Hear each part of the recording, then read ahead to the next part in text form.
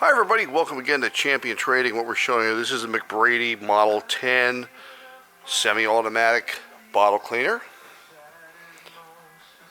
A lot of you are familiar with these. Has 2 1/4-inch diameter nozzles right here. The left one has its switch. You see a small tab for a micro switch on the left side.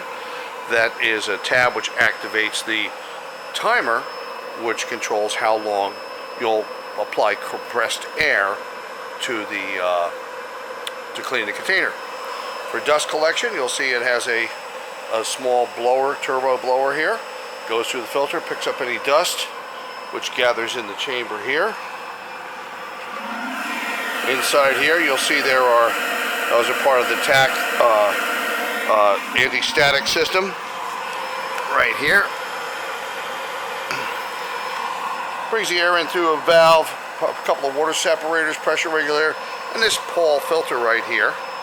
And then of course it's deionized. Just to show you work, we have a little sample test bottle here.